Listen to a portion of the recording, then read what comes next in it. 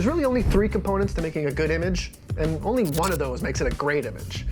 It's really not about the techniques, it's not about the leading lines and the shutter drags and the high-speed sync. When it comes down to taking a great image, all of those techniques get trumped by just one thing: story. From something as simple as the rule of thirds to the math behind flashes, none of it makes any difference if you're not focusing on your story. So if you want to be a better photographer, don't focus on the lighting, don't focus on the composition, just share your visual story about the world. Let's get into it. All right, so first things first, if you have to tell people what your image was shot on, it's probably not a good image. It doesn't matter if you're shooting these things on medium format film, or if you're shooting it on a point and shoot camera, or if you're shooting it on your phone. Who are you, the photographer or the camera? At the end of the day, it's really the story that's being shot. It's the expression that's being shared. It really doesn't matter what it was shot on, you just want to focus on what you're shooting. So yes, storytelling trumps lighting and composition. But at the same time, having an image with all 3 components is definitely going to be better than having one that's only one of the 3. So let's break down what makes a great image. First thing, composition. Composition is the framing that you're going to use to tell your story. There's visual storytelling elements that we can use as photographers and as filmmakers in order to tell the story that either our client wants or that we're trying to tell. Composition is something that's easily taken for granted. Honestly, it's the simplest form of photography when it comes down to it. It's just your point of view and sharing something that you like. But this is just my opinion. Everything I say in these videos, just my opinion. So don't take it to heart too bad. But when it comes to composition, I think it's important to create depth in your image. What we're doing here as photographers is recreating these 3D environments in a 2D flat world. Depth doesn't mean just bokeh. Bokeh. It doesn't mean shooting everything at 1.4. That's the lazy way of depth, so to speak. But when it comes to depth, you can use foreground elements, you can use background elements, you can use midground elements, which help create this sense of scale in your shot. If you think of this shot that we're using right now, I've got the plants and the little book area, this little table that I've got set up kind of as our foreground, leading us into me in the midground and this set in the back. But really, between the camera and the back wall, there's like 9 feet. So we're in a pretty tight little area. So in order to create this depth, I need to have these elements that create this sense of, you know, I'm not just flat up against the wall. Same goes with your images. We're gonna obviously go over a few of these examples, but even if you just look at this shot from Steve McCurry here, we've got the horse in the foreground, we've got our guy over here, and we're creating this depth with the lighting and this motivated light that's creating this shaft, this beam going from left to right and making our eyes bounce around the frame.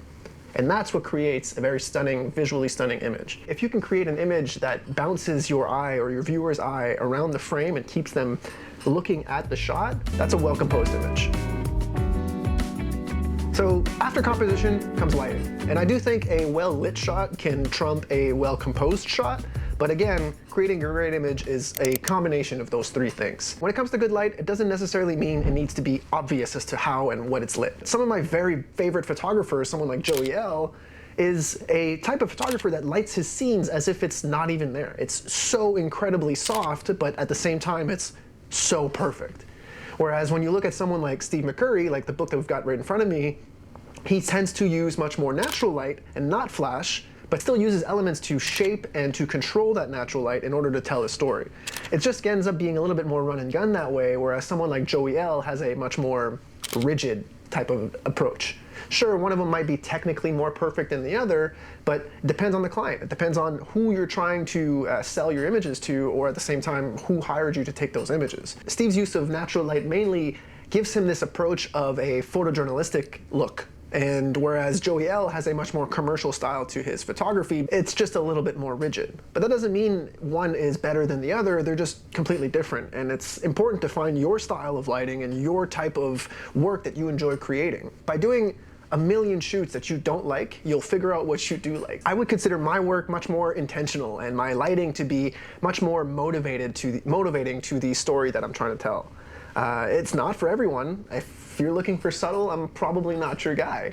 But at the same time, I'm the exact fit for the people who exactly want what I can offer. And what makes a great image, whether it's composition, lighting, or story, it has to pull from you. It has to share a little bit of yourself as a photographer in that image. So for example, when I first got into portrait lighting, my shots very much looked like all the concerts I went to as a teenager. You know, I would go to these metal shows and there was very bright lights backlighting a subject, and I have like white lights on the subject's face, and that's basically how I lit all of my portraits for the first 5 years of my career, essentially.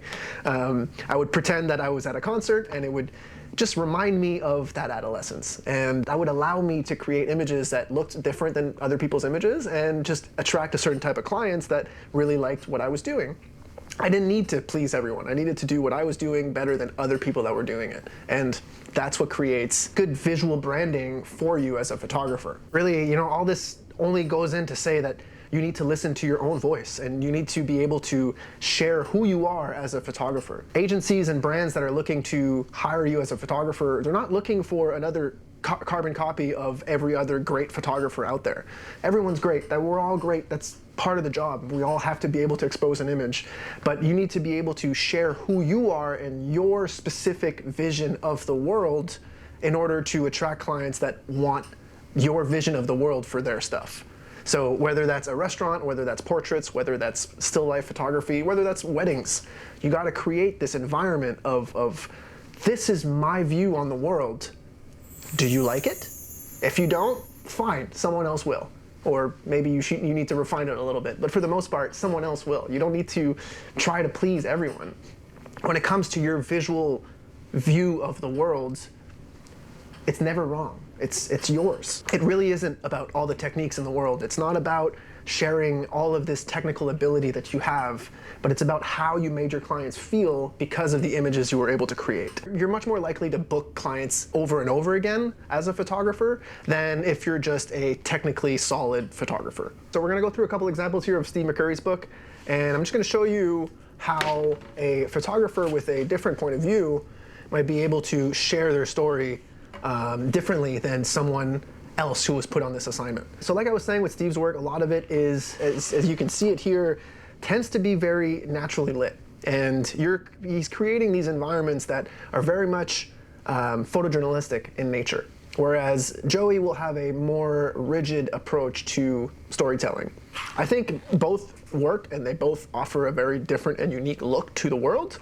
And I think that's why they're both excellent photographers and very successful photographers. Steve is able to capture the essence of a space, and through visual storytelling is able to tell you what it was like for these farmers in this specific part of the world to grow these coffee beans that we're using to drink. Where's my coffee?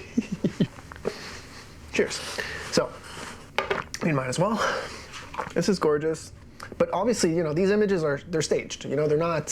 They're not like, this is a staged environmental portrait in a way that he's able to tell the story of this girl and her family. Dad clearly likes to play guitar, just winding down at the end of the day, hard day's work. Looks like these kids are probably having a hard day's work as well. I just really like these images because the story behind them is so powerful. Sure, the composition is great, the lighting is great, but on the vast majority of these, the composition and the lighting is secondary to the story.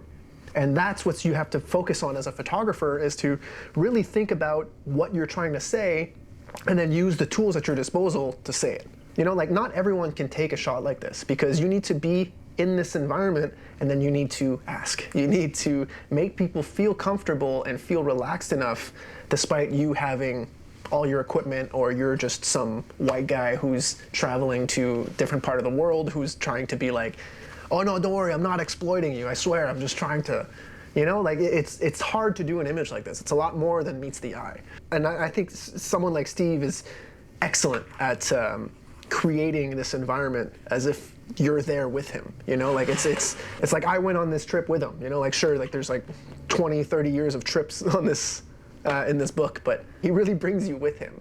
Whereas someone like Joey might have images that are, sure, technically more solid, but they're also like ethereal. They're like, what is this fantasy? What is this absolute perfect? There's not a pixel out of place. Everything is so staged and perfect. No matter how your visual storytelling style is, just keep working on it, keep developing it. And that's gonna be so much more important than the composition or whatever lighting technique that you pull out. Anyway, I hope you guys got something out of this one. Maybe leave a like on your way out, and I'll see you guys next week. Later.